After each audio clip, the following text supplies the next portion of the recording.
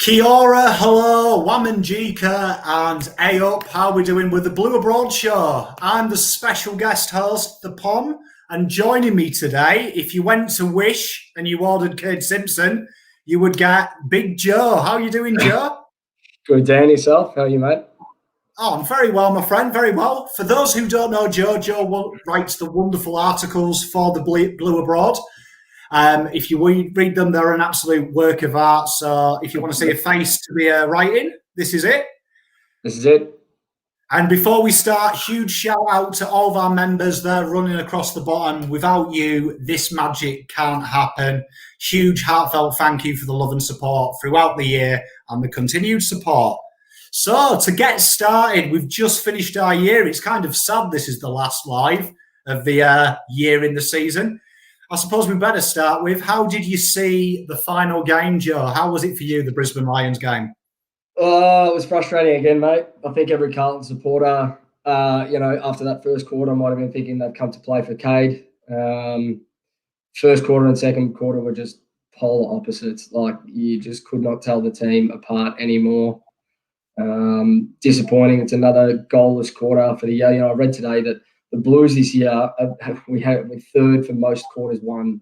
And that stat alone is so damning considering we've only won 7 games. There's a lot of people that tell me, oh, it's not your lapses, the other team gets credit, blah, blah, blah. Yeah, I get that. But at the same time, that stat there tells us that those lapses cost us so much. We only lost by 17 points. The second quarter cost us again. So it's frustrating. It's disappointing. But you know what? It's the last game of the year. They showed up partially for Simo. It's still not good enough. And we move on into 2021. I think, let me know as well in the comments what your takeaway from that game was, how you felt. I thought you touched on it yourself there. Yeah, Carlton at the moment, we stand tied 4th for the most quarters won. And an interesting stat about that is we're the only team inside the 8 that makes up the top 8. 9th place is in the 8 at the moment, and we're the only side that doesn't have over 100% goal percentage in that as well. We're actually 14th for percentage with quarters by quarter, so we're actually bottom 4 in the league, even though we're top 4 quarters won. So it says it all. It does tell you those lapses under Teague, that have been the problem since the start, since he's been head coach. We can't even count the amount of times we've let up a 30-point lead now. Like, it's beyond a joke. So I think if we're looking at the Lions game, it's another one to add to the list. And let's hope in 2021 they can get it right in the off-season so that they come out firing for 4 quarters more often than not. And I suppose we better talk about the positive. Obviously, it was Kade Simpson's retirement, his last game for the club. How good was that third quarter goal? How good was Unbelievable. That? In the wet, long sleeves, just the give and go. Oh, mate, it was vintage Simo in the end. I think everyone was rapt that he was able to get one. It visibly gave the group a lift in that third, considering it was sort of towards the beginning of the third. You could see how much it lifted the group, and if it took that much for them to lift in that second half and then come out with a win in the second half, again, it's probably we're asking too much of them if that's the case. But mate, it was great. To see him and Cruz walk off at the end together was saddening for a lot of supporters I trust. And look, it's the end of an era. And we'll touch on it later, but with upcoming signings and free agents that are now sort of selecting our club as a destination club, it signals the end of an era quite brilliantly. What did you think, mate? How did you think you saw Simo's performance in particular? I thought Simo played the type of game that I've become accustomed in my 10 years of being here. It was just heart, will. And I thought his goal, what was funny is they all tried to get around him and he didn't want the celebration. I think that sums Simo up. Most people, absolutely. Like last game, he just had the cheeky grin on his face and then he turned to go back to his position. It was almost as if, come on, boys, we've got a goal. Let's go back and do the job. And I thought the way he walked off as well, I actually liked the walk-off. In soccer, the highest accolade you can have is walking off the ground on your own weight. It's Absolutely. as if to say, I'm a man, I've made it through it all, and now I will walk off and you guys will clap me off. And I thought it was understated but brilliant. That they got to walk off together. Yeah, great. Agree. Huge. A lot of love for Pom. I'm seeing Pom pop up in the chat. I really appreciate that. It makes me up. Let's go through some of the comments, how people saw it. Jesse F, great question. And I can answer this because I've prepared this for a video. How different would the win-loss look if we took out our worst quarter for the match? If you reduced them goals from 5 that we have kicked in a row to 3, Carlton would sit 6th in the ladder. I mean, let that sink in. It just emphasises how close but how disappointing a season we had. And I mean, yeah, we've made strides. Apologies, that's what's talking in the background. We've made strides throughout the course of the season. We made strides compared to where we were, 18 months ago. But at the same time, like, we need to, and you touch on it so many times, Dan, is we need to change the expectations of this club starting now. I need to start earlier in the year, but starting now, next year, there's absolutely no excuses for that sort of stuff. Those lapses have just got to go if we're going to be competitive, regardless of the personnel at your disposal, regardless of who you bring in the off-season. Forget about that. It's the culture of the club. They change it somewhat, but it's a mentality, and that mentality will absolutely kill us to the end if that can't change. So that just emphasises how disappointing it's been, mate. Spot on, mate. And I'm known for my complaints about the club, so I will keep it tasteful tonight. Second quarter goals were all free kicks, said Andrew Mifsud. I mean, let's touch on that a bit. I don't like bagging the umpires. It's something that I genuinely don't do. I did do it in my live, though. I was quite critical on them. I always say this, though, that good teams don't put themselves in that position. And I thought a lot of the free kicks, although contentious, and although I don't think were there, I do think that they came about because of the pressure and the desperation to get the ball back. And although I think the umpiring was abhorrent at times, it had me punching the wall. I punched this desk about 20 in the second. I do think also, in the case of if we were a better team and controlled that quarter better, then free kicks wouldn't have been there. But you're right. And I mean, in the second as well, like, you can look at the umpiring in the third, in the second, wherever you want to look at it. And I get it. It's fine. It's frustrating. But at the end of the day, look at our game against Adelaide last week in that first half. They wanted the ball more. They killed us on transition. They killed us in the contest. They just wanted to get to it first. And, that second quarter for me against Brisbane showed the same. They just showed that they were a better side. They were a more consistent side. They were a hungrier side.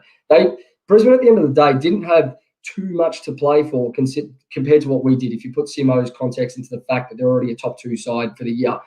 All right, there's a bit of a shuffle at the top 2 for who they play in third and fourth. But, like, it just showed that you need to be so hungry against good sides in order to get a win. 3 quarters of football isn't good enough. And that second quarter for me, that just showed that. They just showed they were a classier side. Their executing was so much better. They're 23 inside 50s to 3 or something like that. If those stats umpiring aside, if those stats don't tell you where the issues are, you got rocks in your head. I agree. I agree with you. I think it's one of them. It's one of them situations. I think it does need to be addressed, and I think as soon as we do address it, we'll be better. I think on the umpiring as well. The last thing I'll say about the umpiring, I do blame the AFL for the inconsistent umpiring because the rules seem to change almost weekly, and I do feel for the umpires in the terms of at the start of the year, the mandate was let the game flow, play on. And then we're talking about we need to pay more holding frees. We need to pay more holding in the contest frees. It changes on a week-to-week basis. And I think that needs to be addressed, particularly in a shortened game like they're talking about next year. It needs to be black and white because you haven't got enough time to repair bad umpiring decisions. And already this year, potentially the 8 has been settled by a very poor decision of a touch on the boundary. So for me, it needs to be stamped out for next year if we are going to play 16-minute quarters again. I think it's priority number 1 for the AFL and for the whole comp is my final word. And it's been like that from the. Sorry, it's just been like that from the start of the year. Like, it's not just that game. It's not just our games. Like, you watch any game, and it's not even week to week. It's game to game that these interpretations change, and it is very, very frustrating as a neutral, as a supporter, as whoever you are to watch this game. It has to be some sort of overhaul in the off-season, you would have thought. And obviously, one of the big talking points, and it's been touched upon here, is obviously Cripps wasn't 100%. We saw that he didn't play the 4th. Shoulder surgery has been talked about today. Now, I would have said that would suggest to me, for me personally, that would say that it's been a long-standing issue. And we know Teague said it was round 15. He was asked direct, is Cripps holding an injury? And is that why his form's down? He specifically said there was no injury and it was a corky. Now, do we think that injury, A, has been a long-standing injury? Because Cripps' numbers are dramatically down compared to where he usually is in terms of impact per possessions. And also, do we think we're going to see a return to form for Cripps next year? I think for me, Dan, you're right. He's obviously been carrying this for a while. I think it was the Collingwood game where he tweaked his knee a little bit, but prior to that, I think he may have had another little niggle. There was talk prior to that Collingwood game that maybe he wouldn't play, and Teague came out during the week and said, no, he'll play. He's 100%. Cripps is a fighter. This and that. We've heard it over the years. At the end of the day, if the guy's not 100%, you're playing with 21 players. That's how I look at it. Regardless of who it is, we all love Cripps. At his absolute best, he's a contested animal. He's an absolute beast. He's an absolute beast. And this season, he just hasn't showed it consistently enough. It's not having a go at him because he's obviously carrying some sort of injury. But it's just not good enough. He shouldn't be playing. He shouldn't be playing if that's the case. I think he needed to be rested earlier and put on ice like we did with Charlie. And then, hopefully in the off season we can get that shoulder right. And next season he does come out and he's back to his best. Because if he's not back to his best, then where are we as a club? What do we do with him? Obviously, he's going to stay on the list. He's definitely our best player outside of Charlie. When Charlie's up and running for me, but we can't have another season like that where he's not fully fit. If he's not fully fit, don't play. I think it's testament to who he is as a human being. I think Cripps is one of them players that I think we all know from country football, country soccer, that would run through a brick wall to play the game. And I think sometimes, though, in elite sport, although that's admirable, it's also catastrophic for not only the club, but also themselves. I remember watching Nat Fyfe talk about his return from his knee surgery when he broke his leg and how he was very poor for the first 6 months. And he said that he shouldn't have played. He literally just said he could play. And he had to redevelop his game because of his injury. So for me, I'm 100% up with that. I think we need to definitely get that sorted. And I expect Cripps next year, especially with the emergence of Matt Kennedy, Setterfield, I think we'll be fine. I think that on-ball pairing with Walsh as well to come into there, absolutely splendid. We'll go through some comments while I let you think of your votes. But we've got James, Pom, do you even grow facial hair? So it's a great question. Nowhere near Joe's level. I think I maybe need to go and wrestle a crocodile to get the testosterone flowing. Definitely. I'd say my wife can grow a better beard than me. I'm going to be honest with that. Really honest. Mate, look, it's a gift and a curse, I promise you. I've always wanted to grow one. It's just the chest hair, as Catrick says.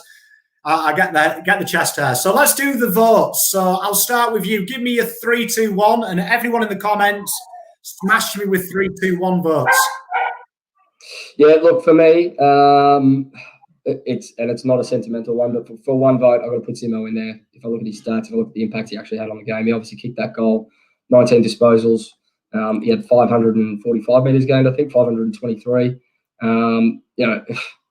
What can you say about the guy? It's his last game, and he kept going as he always does. 2 votes for me go to Matt Kennedy. I think he was our better midfielder on the day, 6 clearances, 4 tackles. He showed there were times in that game where he showed that sort of mongrel that you've been looking for. Like he was pissed off at times, and he just wasn't taking any shit whatsoever. And I loved it. Because we have not seen it other than someone like Cripps, who does show that a bit, like on occasion. We don't have a midfielder with that aggression. And from what I saw from Matt Kennedy with his game combined with that aggression, that niggle, I loved it. So that's 2 for me. And then 3, what can you say about the kid? Sammy Walsh, 31 disposals, 6 clearances. This kid's in his 2nd year, and Connor Rosie, he would be drafted ahead. Bailey Smith, he'd be drafted ahead. Isaac Rankin, he's a game breaker, he's X Factor. I'm sorry, no one has been consistent as this kid for their first 2 years of footy that I've seen in my 26 years. No one. So another 3 votes for Walshy. He'll probably go close to our best and fairest, if not win it. He really capped off a brilliant year. Really, really did. I couldn't agree more. I think Walsh has been good. My 3 votes are very similar, but I'm going to give, as we know, Pom doesn't do sentiment. So Kade is unlucky not to get a 1 vote. My 1 vote actually went to Liam Jones. I thought Liam Jones's Superman punches, which were happening all around the ground at times, I thought were good. I actually gave 2 votes to Williamson. I thought Williamson, he popped up with 5 clearances, and I thought he had the mongrel and brilliant mongrel about him all around the ground too. And he looked like he was stepping up into that Kade Simpson role when Kade Simpson was younger, when he went on the wing.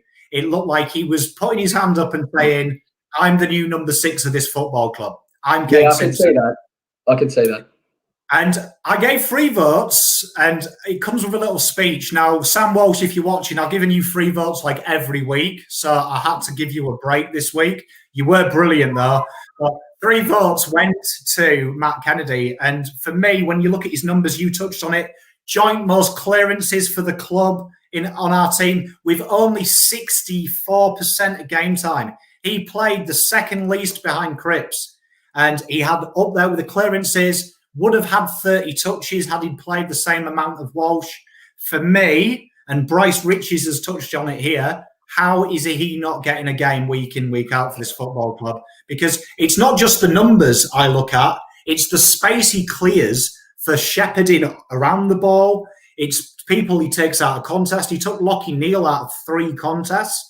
For me, he is, in my opinion, the future Ed Kerner with this club. He is that guy that can get 30 touches and stop another bloke playing football. And I think that is a spot on point, because you think about where he's going to fit in his midfield in the future, because we've got a lot of kids coming through, and you'd hope that we pick up a couple of ready-made players.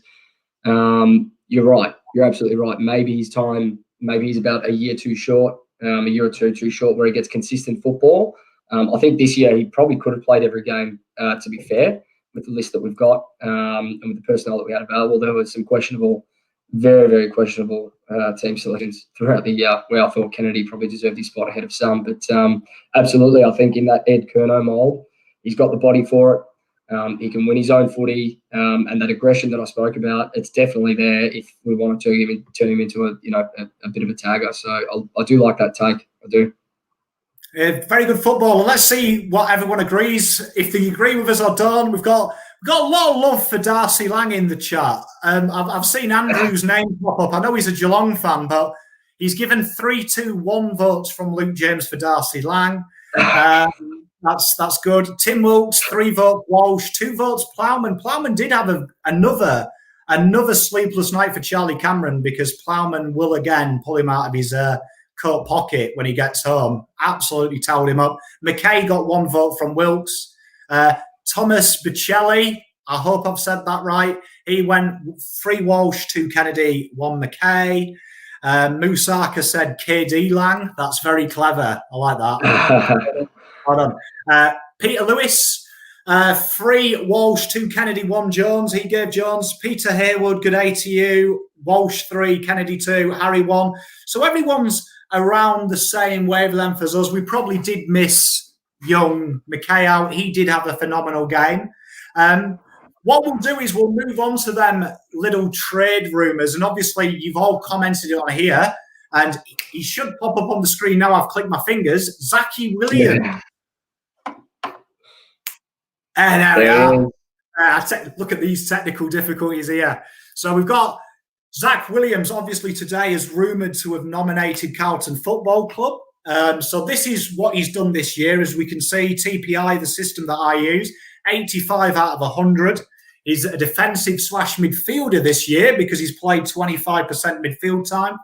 16.9 touches, 12.4 kicks. So he fits the kick-heavy game plan of David Teague. He already knows that.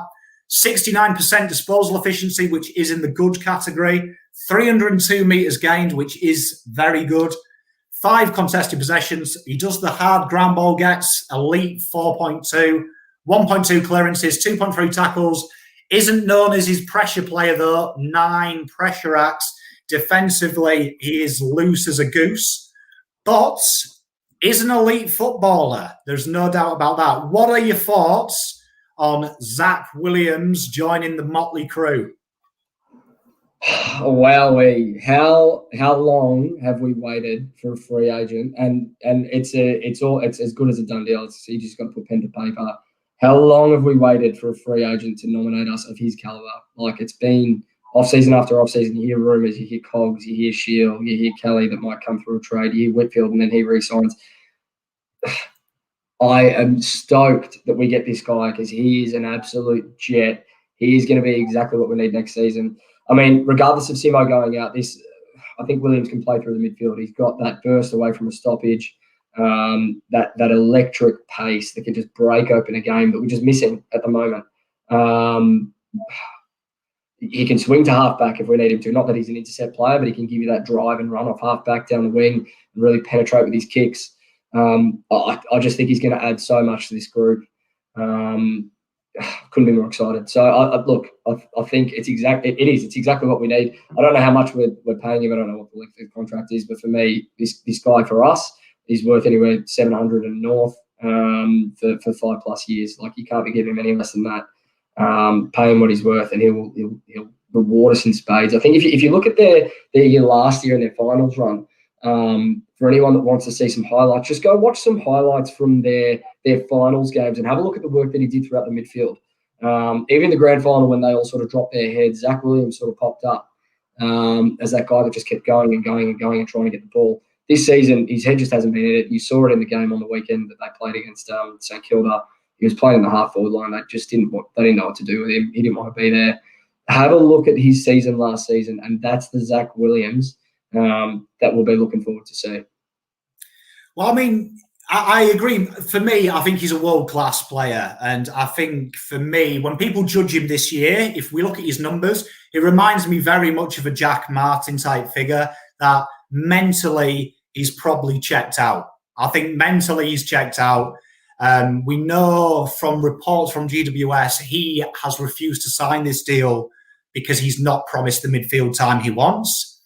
So it's a bit like Jack Martin. He wants to leave for the midfield position he wants. So I'd imagine he'd be a straight shove swap for someone like Mark Murphy to play that wing role, which is a huge upgrade, which I kind of predict you might see Mark Murphy oscillate in the half-forward line, potentially as that kind of receiver inside 50 that we desperately crave, kind of the role that you see in Luke Shuey play a lot of West Coast at the moment, being pushed a bit further up the ground to be that guy kicking inside 50.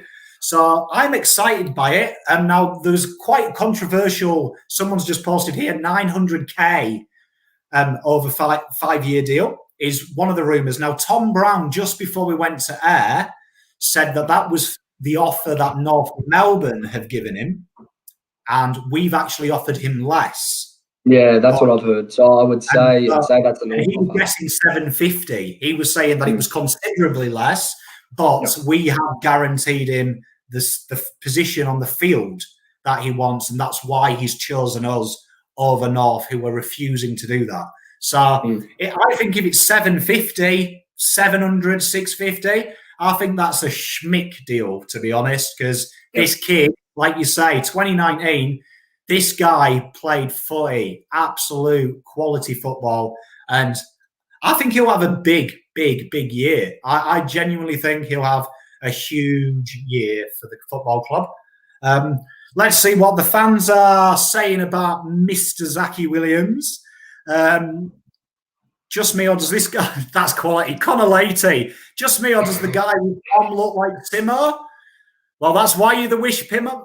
That's why you're the wish, Kade Simpson. I like that. Wayne Widdole. Zach will be a great asset to the Mighty Blues.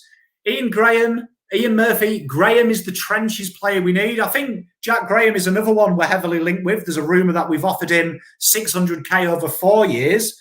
So another player, he's definitely someone that would come in and help Cripper out from day one, and he always gives us trouble. He does. Sean Taylor, Zach Williams and Zach Merritt. I'm partial to Zach Merritt, I've got to say. I do like a bit of Zach Merritt. Bryce Riches, with all these contracts and high prices, are we paying unders for Cripper? I believe Cripper's on 900, isn't he? He signed quite a big extension. Close. I think it's close. I think him and Charlie are both right up there with their extensions that they signed a couple of years ago from memory. Because I will say, do you remember when Cornelio was linked with the club and they asked him about that 1.2 million? And he said he didn't care what people were paid. If they came in and they won him a flag, that was all he cared about. He's not there to be the highest paid player, and he has no interest in being. He wants to win. So I don't think that would be anything untoward for Cripper. I don't think he's that type of player. Dane Rawlings. Oh, I forgot this. Zach Williams. That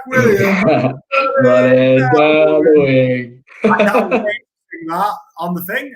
Zach Attack. We've got a lot of love for Zach Williams. So obviously he is going to be loved by the club straight away. And as Debbie quite rightly points out, he does like to wear long sleeves as well. So we get a direct replacement for Simo. So hopefully we give him the number 6 so you can recycle your Guernseys. Now also the listings, a few blokes went. Let us know in the comments of what you think. But then, as we know so far, Hugh Goddard, Ben Silvani, Finbar O'Dwyer, and the chat's going to hate this because of all the love they've given him. Probably the worst footballer I've ever seen to get a professional football club. Darcy Lang finally leaves the club. So I think he's close. He'd be close to the worst. I think we've seen a lot worse in our time. But yes, absolutely right up there. I think Billy Smets comes to mind when I think of worst.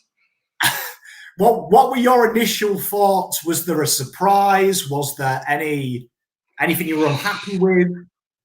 No, I don't think it was too much of a surprise. I think Ben Silvani, there were rumblings that he was a bit of a project KPP earlier in the season, that we were going to give him time, that he was sort of the future KPP of that defence, but he obviously needed a lot more time to develop. He maybe came as the biggest surprise of the lot, but when you consider the fact that list sizes will be downsized for next season, and that, we've got a lot of shit at the bottom of our list, none of them really came as too much of a surprise. So it's true. So, it doesn't come as too much of a surprise. I think there'll be more to come, obviously. But those 4, I could see some comments around that they're surprised there won't be more. There's definitely going to be more. I think Paulson is definitely on the chopping block. I think McCready's there as well, which would disappoint me. I think McCready's actually got a little bit to offer in the long run, depending on how he develops. He's had a little bit of time now to show something, but that would disappoint me a bit. But for the rest of them, no surprise at all, mate. I would have thought that you'd probably felt the same. Well, surprisingly, I was not surprised. I think the genuine surprise for me was, I know last year talking to a player that did get delisted, he said that the club did offer a lot of people the depends what we get in. So I'm assuming that your Moores, your Paulsons, your McCreadys are literally being put on notice that it's going to be now dependent on what does come in, what is acquired, as to where the list is. But I was surprised that there wasn't a few more names on there. I would have thought, for me, I think Goddard and Bezos going, we haven't really got the backup key. the genuine tall defender. And that is something that I touched on last week in my review of the season, that I wanted to see a backup key there to put a bit of pressure on Jones and Wheater in. I agree with you. I think McCready has got something, but I'm also at the position now where I don't want projects. So I haven't got time to wait. I can't be asked to see if Ben Silvani might miraculously become his dad. I reckon it won't happen. So if someone wants to take that chance, good luck to him. And I can't see any complaints. If we're honest, I know Andrew and Luke, the mates of mine, they're taking the piss because they're Geelong fans about Darty Lang. Ignore them. But I'm not surprised. I'm not surprised. And I think touching on that key position down back, as you said, you saw in the last game that we trialled McGovern down there, and I think you're going to see a bit more of that next year. You got Marchbank coming back in as well. Levi can swing back there. Worst case, Jack Silvani can go back down there for cover, which he's done earlier in his career, not to the best of his ability, but it's definitely not his best spot. But we've got tools that can cover down there. I don't think we need more project key position players than what we've got. I think now it's about pace, it's about speed across every line. That's what we've got to bring in, and if this is what we've got to get rid of, then unfortunately for those guys, that's the roll of the dice at times. And I agree with you. I mean, I'm still trying to get over. I was not expecting you to say we've got a lot of shit on our list, which did make me laugh. I'm still thrown by that. But genuinely, I think reading the fans' comments here, it's pretty much exactly the same. Thomas Spicelli here, more to come. Nathan Thompson, he's surprised more still there. Cam Paulson has 9 lives, is one of the big comments here. Cam Paulson is a weird one. I did see Tracy Reed. She said she wonders if we played Paulson towards the end of the season to maybe ignite some interest from other clubs. That's probably the only logical reason I could find. I think it's more towards your first point, Dan, around just waiting for those list sizes, what they come back at. What trade value does Paulson have, really? What are we going to get for him? He's steak knives for an average player at best at this point. You see, I do like Paulson, and it was like I said in my review. I can't have a go at Cam Paulson because I genuinely don't think he's good enough to play AFL football. So it's not his fault he's there, but I can't question his intent. But for me, 6 touches at 33% doesn't seem mathematically possible. So I felt he's had his chance, and I wish them all well, though. I hope I'm wrong. I'd not wish, even though I don't like Darcy Lang, I'd love him to prove me wrong. I always say. A lot of people say Mitch McGovern may be the last, the replacement backman. What did we all think in the comments? Let us know as we wrap this segment up. What did we think of McGovern down the back? Did you think there was potential there?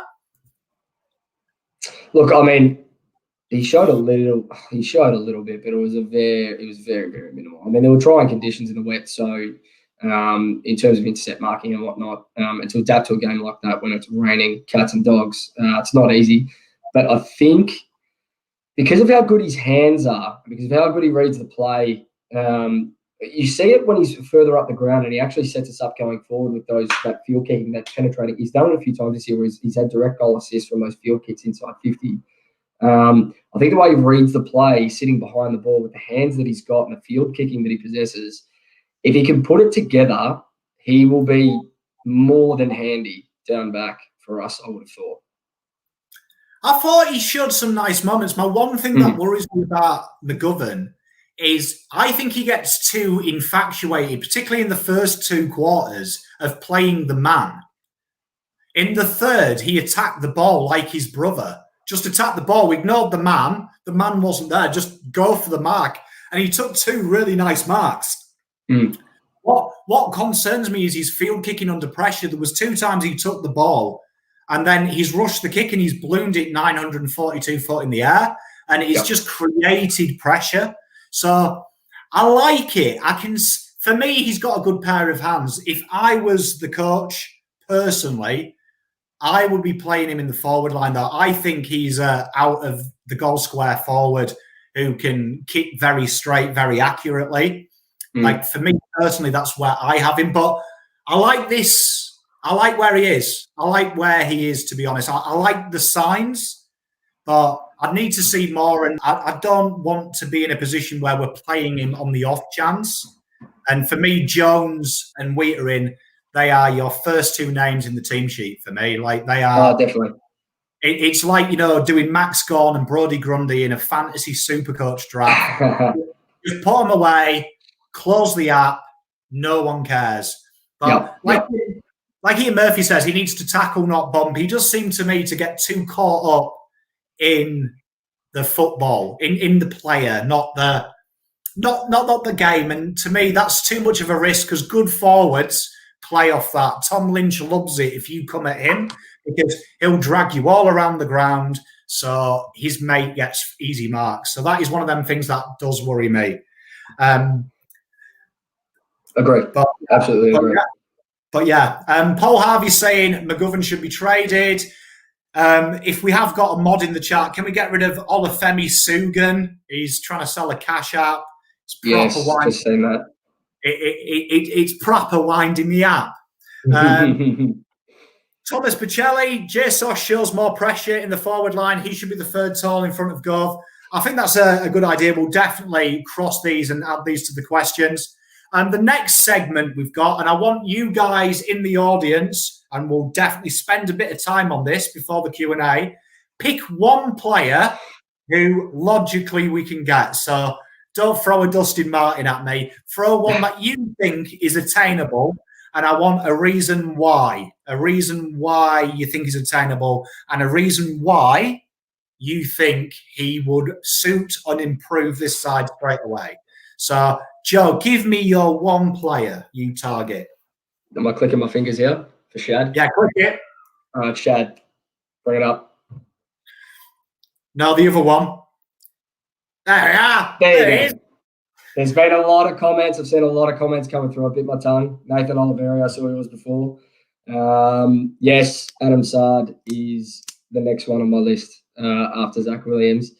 There's another comment here that I've just seen that asked, it was basically asking, I'm so sorry, I've lost this comment. Oh, here we go. Peter Lewis. Would we still chase Saad even if we get Williams?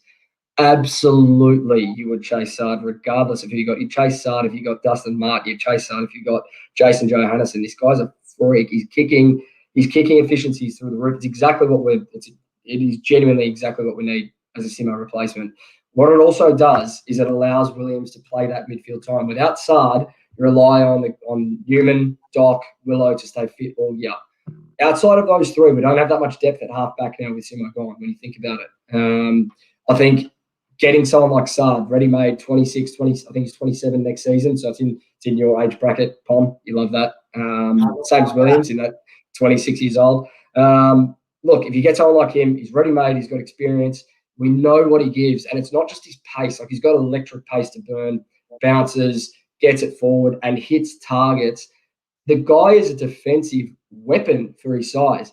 Please go have a look at some highlights. For anyone that hasn't seen much of Adam Saad, please have a look at some highlights on YouTube. And I guarantee you, in any of his highlight packages, you'll see defensive effort after defensive effort after defensive effort with chase tackle, chase tackle, chase tackle, followed by an immaculate kick and an outlet kick to one of his wingers or one of his half forwards that are leading towards the footy. So this guy, for me, has to be number 2 on our list. He's out of contract, so Essendon do not have that much bargaining power here. I think when it comes to Adam Saad, if we're looking at fantasy trades or putting together trade proposals, we've got pick 7. That's too high. Our second rounder is going to be about pick 30. I think that's too low. I think what we need to do is trade our pick 7 up for 2 late first rounders, or a late first rounder and an early second with a swap with our second, and use one of those late ones in the first for Saad. I think that's about what he's worth for me. So, guy's a freak. If we can get him and Williams, we've got pace. We answer that question of pace from the back line. We answer that question of pace through the middle. And then it's just looking at our forward structure after that and seeing what we can do down there. 100%. I think you've knocked him right on the head. For me, I like Sard. I think one thing it does as well that it allows us, when you watch us in the second quarter, we slow down, we stagnate, we allow pressure to come onto ourselves.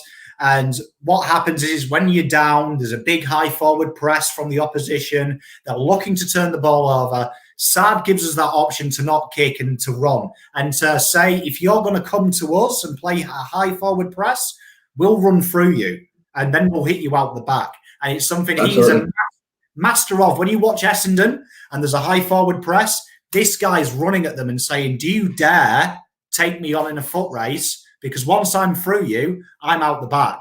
So it offers us that, but also 80% of kicking is elite.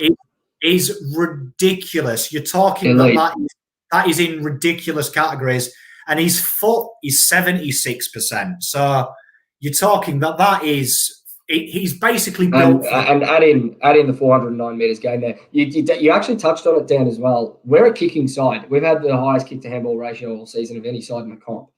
If we're going to be a kicking side, get players in that can kick. Very simple. Otherwise, change your game structure.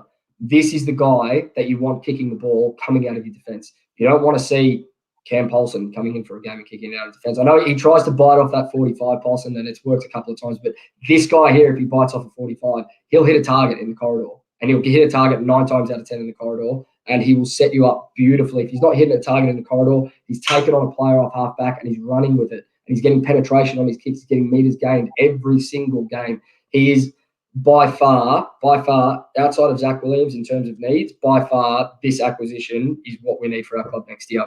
Straight off the bat. I couldn't agree more. And also, if you actually look, 72% one-on-one win ratio. So that is huge for someone that really is a diminutive figure. Like that's high as well. It doesn't get. Yeah, absolutely. And Matthew Jareb, I hope I've pronounced that surname correctly. He's just said Sard hasn't missed a game in the past 4 seasons. So his durability, if we're looking for a Simo replacement, I mean, you can't really look too much further than Sard. I mean, look, there was another comment here that said that he may be leveraging us and other clubs to get Essendon to pay him, a bit more than what he's worth, what he thinks he's worth. Maybe, but you know what? At the end of the day, if you give him the right contract, if you give Essendon the right offer, I hear he's genuinely not pleased with the club. Anything can happen. I think we just need to make this one happen. I think also one thing that would help structurally is if you play him on the same flank as Zach Williams. With Zach Williams' ability to play down halfback, you would see these two look for that overlap run and drop back into the hole that the other one creates, which is something that we do very poorly, that we look to play that movement, the quick handball, I carry on running. We do get lost in transition sometimes where the halfback and the winger both push up, creating a huge space in the half forward flank. So these two play that game style naturally, which would probably soar up that hole as well. So I love it. Before we go through the comments, I'll throw my one out because there's some great ideas coming through the comments. My one, obviously we know Pom's trade period, Poms go big, and we've got Tim Taranto. Now, Tim Taranto is evidently, according to, again, Tom Brown, 4 or 5 players have approached GWS about wanting to return back to their home states. And Tim Taranto was one of the names mentioned that he wanted to return to Victoria, and he is unhappy in the direction of the club. Now, Tim Taranto, for me, is everything we need and want and more. For me, he's an in and under player. He's got that beautiful Italian swag about him. You can see him sat on Lygon, having a macchiato, eating a cornetto cone. For me, he's got everything because he's a tough player. He can go forward and kick goals. He can tackle. He can just about do everything. Now, this season hasn't been his highest season, but when you look at what he does, he can be a bit loose with the kick. Granted, it's 45% kicking efficiency is a problem. But then when you look at the other numbers, his ground ball gets are in the good to elite category. His contested possessions are verging on elite. for career, they are elite. Everything about this guy is a superstar. And I think if you add him with Cripps and you add him with Sam Walsh, this guy is something else. He is a game changer in a team of game changers. For me, if you're spending big money, his ruthless, coggy mate was a turncoat. But Tim Taranto wouldn't do this for money. He'd do it for the love of the jumper. And I think you throw him in with his mate Williams, Carlton go from top 8 to top 4. That's a big call. That's a big call. Big call. Big take from the Pom. Mate, I think everything you said sums it up, though. He's that contested player that we've always spoken about. You know, Wines, Viney, Crouch, they all get thrown up. He's a lot younger than, well, not a lot younger. He's probably 3 or 4 years younger than these guys, but he's got that ability to win his own ball. You touched on it as well.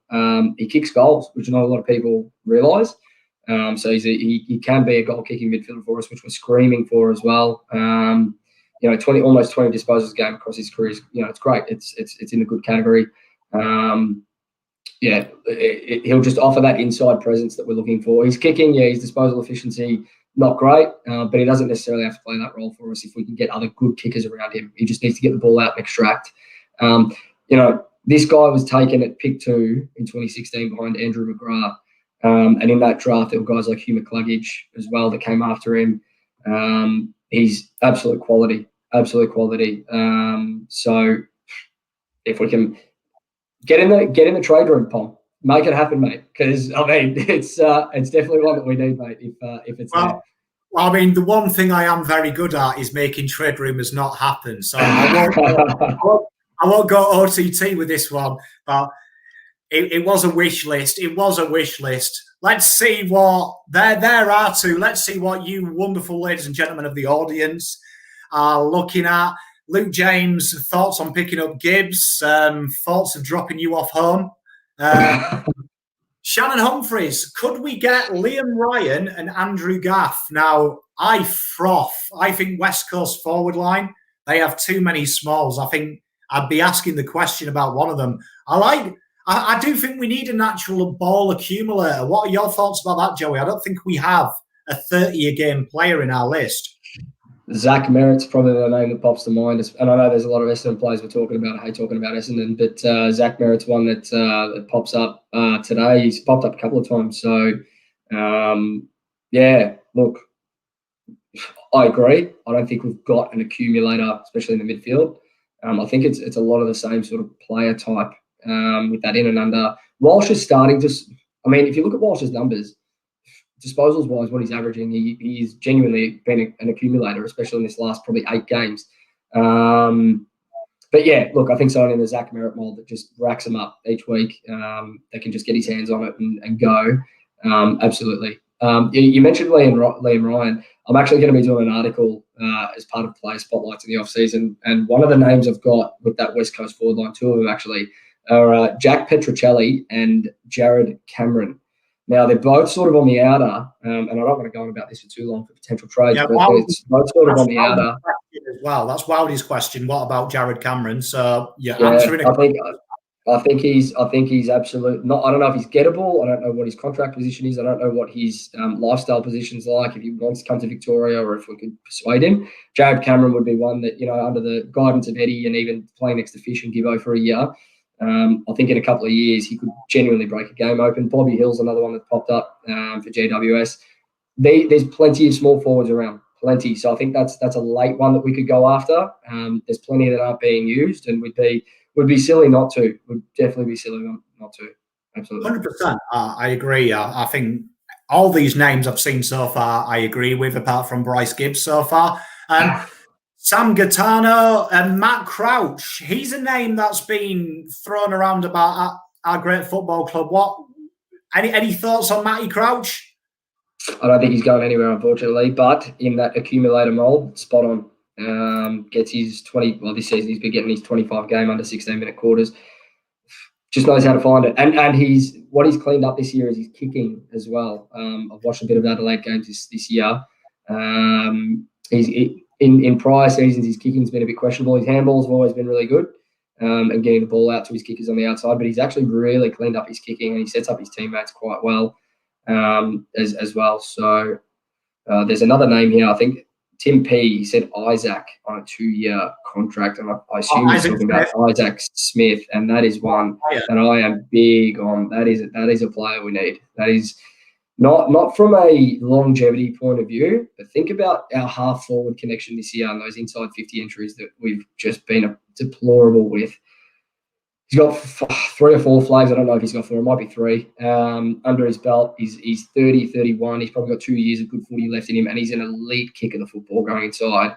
If we had someone like him, he's unrestricted as well, so we could get him to walk to us. If we had someone like him for 2 years, teaching those boys around him how to kick inside 50, sets us up long term. So I like that one from Timmy P. It's very, very good. I also like the fact he always pops up with a snag as well, doesn't he? Every now and then. He's got that horrible habit, hasn't he, of when the inside 50 entries don't work, he just kind of shelves the inside 50 and goes and does it himself. So quality. For me, I do think that's good. We're over at the Q&A section anyway, so just throw questions. It can be about anything. We'll finish off with that. The Q&A, just throw anything at us. I know most of it will be about trade. I did like this one here from Anthony Davidson. Merritt's mentor is Judd. He'd be a good guy. We know that I'm a big fan of Zach Merritt. He's in all my fantasy teams. I do think Zach Merritt is someone that I think he's one of them players that we haven't got. He strikes me as a player we haven't got, and I really enjoy that. I just enjoy that about him. He's got something about him that I could see. I agree. Absolutely agree. He, if you watch Essendon's games, he's probably the most consistent, especially since McGrath's been sidelined. Merritt just finds it. He's there every second minute with the ball in his hands, and he's not just an accumulator. Like, he does some really, really, really good things with the ball as well, coming out of midfield. So absolutely agree with that one. What else have we got here? Pittard or Pollock? Yeah, I mean, they're delisted, so it won't cost us anything, but are they just going to be list cloggers? Pollock, probably not. I think Pollock's got something to offer. I don't know what he's going to be worth. He hasn't been delisted. Pittard has. Don't know what he's going to be worth. If you could jag him for, a third rounder, maybe a late second, maybe that's probably where I see his value. He's been in and out of North side this year, and they've been terrible, so probably wouldn't pay more than that. Pittard, if you want to bolster your half-back line, he looks like the next Aaron Mullett to me, and that didn't go down too well. So, yeah, I'm not too sure. Pittard, maybe Pollock there. That was from Nathan Thompson. What else? Big shout out to Jake Horvath, who's donated $10 to the stream. Pommy with 2 love hearts. I love you too, brother. I appreciate it. I will get this one as well, because this is off topic with trades, and it's probably where my heart lies with the issue, and that is the coaching. Bryce Riches and Catrick both mentioned this, among others. Now, give me some names in the comments who you would target, but if you had to target one person for one job, who would it be and why, Joey? There's one that's already signed last year that I actually would have liked to have put his hand up for a head coach role, was Blake Caracella. I think he's got a lot to offer coming from that Richmond mould. I'm spewing Essendon landed him, because there's no team I hate more. And to get someone of his quality. Jesse F. Just wanted to say thanks for the season of great content. Terry Dan and everyone else involved in the channel have been absolutely superb. Thank you, mate. The $20 for the stream. $30 towards Terry's cheese boards. Yeah, Blake Caracella would have been one. Zeke Murley's thrown up Voss as an assistant coach. I think that would be lovely. What about yourself, Dan? Who's top of your wish list? I'm on Dean Solomon. I was listening to young Dewey talk about him and talking about the rapport he has with the young kids, how he sees the game, how he breaks it down, articulated for them. For me, he's someone that's gettable. He's not tied up anywhere. There's no grey area with him. It's literally phone call and a call, and you've got it. I think outside of that, I do think since we've got rid of our kicking coach, which was about 3 months ago, I think our kicking at goal has got dramatically worse, almost week by week. I would love to see a specialist kicking coach come in, specialist forward coach. I know Feb's put his hand up. I would love to see Fev. I would genuinely love to see Fev in there as a mentor. Not that he has to be a coach. I think as a coach, see a lot of Harry in him as well. I see a lot of Harry, the way he takes a mark outside of 50, turns and goes. I see a lot of absolutely. And I think he'd be. I mean, he was. I was in my teenage years when Fev was sort of at the peak of his powers, and like, mate, he still to this day is one of the best set shots at goal I've ever seen. I think he's got a lot to give back to this club. If he's putting his hand up, I don't know why we wouldn't be asking the question as to whether or not he could be even just a mentor like Sav Rocker was. Doesn't need to be a coach. Just get down there and help out the guys with their set shot kicking routines. Yeah, absolutely. I like Fev. I like that. That's a good one. I'm 100% with you. We've got Rowan Higgs. Would you take any Hawthorn players that may be on the trade table or the chopping block? I can have Scott Burns as an assistant coach for free. I do think that Rowan makes a good point, though. I think that if we are targeting senior players, particularly like Isaac Smith, he comes from a winning culture. He's been there, done that. And for me, like another player I like the look of as well, Lockie Hunter from the Doggies. He's delaying on his contract. These guys have won flags and they know what it takes. And both of them won them in a young group of players. Like you've got to remember the Doggies, one of the youngest lists to win a flag.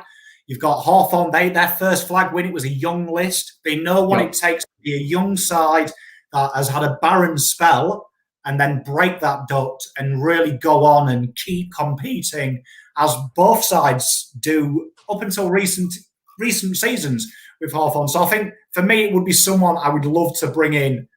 So someone with that knowledge, that nous, like we know. I think, that's right. And I mean, yeah, if we're still talking about players, I think from Hawthorn, I think Luke Bruce, and I know we've spoken about this, Pom. I think he could give us something. He's not that crumbing small forward. He's actually quite good overhead.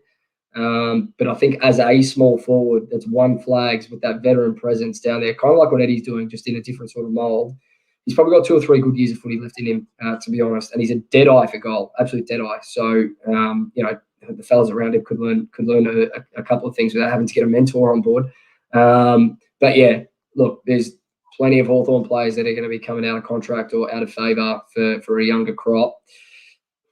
We've seen what West Coast did with Sam Mitchell, what Melbourne did with Jordan Lewis, what Brisbane did with Luke Hodge. I think we're in that age bracket where we can afford to get one just to help us and really help the mentality of the group more than anything. 100%. I mean, a name that's popped up a few times from Josh Doolan, Nathan Thompson, good mate of mine. Big shout out to you, Cooter. I know you do watch the show when we speak. But Cooter, somewhat, I do also think I would like to see some of the older guys come back as well. Kind of not in a mentorship, not so much an official coaching capacity, but to build that what it is about this club that makes it so special.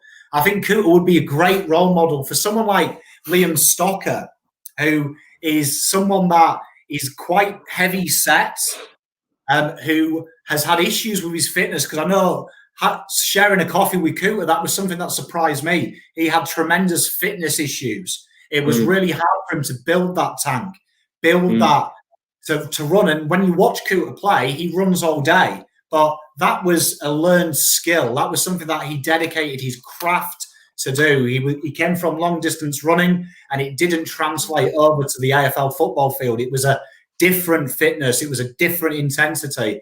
And it was something he worked hard on. I can see Cooter would be great with some of the young players, because when you speak to Cooter, one thing he's always taught me was it never came naturally to him. It was something that was hard work and endeavour that became something special. And I think someone like him would be phenomenal to have around the club, because if anyone's had the privilege of meeting Cooter, he's an infectious person. You listen to him, and he's got so much knowledge. And as Josh quite rightly says, he's never been asked by the club to do it, but he will always do it. And to me, you've got free coaching there. You've got an actual legend of the club. So for me, in Melbourne, get him in. I'd love to see him work with some of the boys. Love Other it. Carlton names, Heath Scotland, my boy, kicking coach. Hey, I tell you what, he knew how to hit a target, didn't he, old Heath? Absolutely. He was. I think he's one of the better kicks off halfback I've seen in my time. Yeah, I don't know what Heat is doing these days, but he would get. He'd definitely add something from that perspective. There was another one I saw here that I liked, but I think we're running out of time, unfortunately. They said, Peter Lewis, Tez as assistant coach. Terry, if you're watching, so just put your hand up there, mate. You've got a lot of knowledge. I was thinking getting me and Rocco in to do the sprays at half time. we could definitely. I could do the back line and he could do the forward group. And Thomas Picelli, Ryan Houlihan. Sorry, Dan. Ryan Houlihan. Absolutely. Really? This guy was the best kick I've ever seen. He could hit a pin from 45 off one step. Houlihan. I love that suggestion. I think he was. I work with a guy that plays for Deer Park, and I think he was slated to pull on the boots for Deer Park this season. So, mate, I'd get Houlihan back in a heartbeat. Love Hula. Oh, definitely. I mean, I think for me, culturally, and this is what I think that the two things that we need are a little bit of a winning culture, a little bit of experience. And there is people in the list now. Nathan Broad, I think it was Bryce Riches, or it was someone, Shad, or it was one of the guys I talked to a lot. They mentioned Nathan Broad's name. And for me, like, he's a player that is slightly out of favour. When you hear Dimmer talk, he talks about his leadership, what he brings to the table off the field. He's been there when they've been crap, and he's been there when they're good. He understands what it takes to win flags. He understands the dedication and the commitment, and it's recent as well. Very important. It's recent. It's not like if we do that, we have to go back to the 90s where the game's changed. So for me, that's one thing. Then I also think bringing a bit of Carlton into the club, a bit of that old Carlton, about what it takes to win. I know when I speak to Cooter and some of the old players, they talk about that means something. It means blood. It means sweat. It means tears. And I think having that indoctrinated into the kids as well will make them feel less fearful, because that jersey used to make them feel like a superhero. So it made him feel like Superman. So I love that. Feel that psychologically, there's no fear because you're wearing it. Agree. We are at the end. An hour goes so fast, but I would want to say, on behalf of Terry, who's not here, and I'm sure Joey will join me in this, an absolute huge heartfelt thank you to every single one of you, whether you've agreed, whether you've disliked, whether you've hated, whether you've loved, or whether you've sent me a PM saying, piss off home, you pobby bastard. Absolute world to me. Honestly, lockdown is a tough time here in Melbourne. I can put my hands up and say it's made me depressed sometimes. But your love, your support, your messages, every week, this cheers me up. So we might give you pleasure, but I want to talk personally. You guys give me so much pleasure. And even though I get angry and punch desks, the love you guys give and girls makes it so extraordinary. I really appreciate it. So we'll be back. You'll see me and Joey a bit. We're going to be doing a combination of fixing the draft strategy and fixing this great football club. So we'll look forward to that. And as always, see you guys next time. Go Blues. Thanks, guys. Go Blues.